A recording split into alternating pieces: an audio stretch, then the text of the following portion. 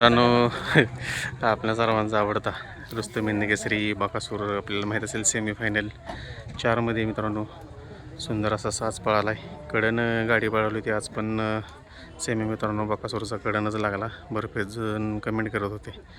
बकासूर आणि दुर्गा ही गाडी कडनं पळाली आणि विठ्ठल नानांचा चिक्या आणि दहीगावकरांचा पाखरे ही गाडी शेजारी होती. या दोन्ही गाड्यांमध्ये सामना निकाल मित्रांनो सेमीफायनल 4मध्ये झालं होतं. आपल्याला माहीत असेल तर त्या ठिकाणी बरेच जण आता कमेंट करत आहेत की बकासूर पाळणार आहे किंवा नाही. तर बकासूर मित्रांनो फायनलला पाळणार नाही आहे. संगनमत झालं नाही. त्या ठिकाणी दोन्ही बैलांच्या नावानं ज्या चिठ्ठ्या टाकण्यात आल्या तो संघटनेचा नियम आहे. त्याच्यानुसार त्या ठिकाणी दहीगावकरांचा पाखऱ्या आणि विठ्ठलनाथ चिक्या यांची चिठ्ठी निघाली. त्यामुळे या दोन्ही जोडीमध्ये ती जोडी पळताना दिसणार आहे फायनलला, चिक्या आणि दहीगावकरांचा पाखऱ्या.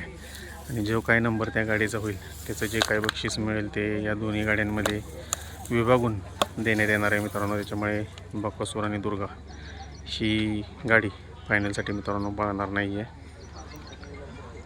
सगळे इथं थांबलेले आहेत मित्रांनो.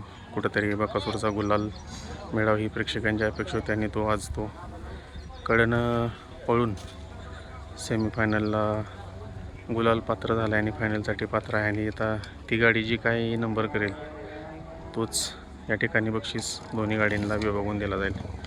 साहेब निवांत बसलेत, आराम करतायत, बघू शकताय. सुंदर अशा गाड्या पळाल्या दोन्ही पण मित्रांनो. नानांचा चिक्या आणि दहीगावकरांचा पाखरे ती पण गाडी चांगली होती. आणि आपला बकासूर आणि दुर्गा घरचाच साज आहे, ती पण गाडी सुंदर अशी मित्रांनो पळाली. तर बघूया फायनलला काय होतं आहे. चिक्या आणि दुर्गा, चिक्या आणि दहीगावकरांचा पाखरे ही गाडी त्या ठिकाणी मित्रांनो फायनलसाठी पाळण्यासाठी खाली गेलेली आहे. धन्यवाद.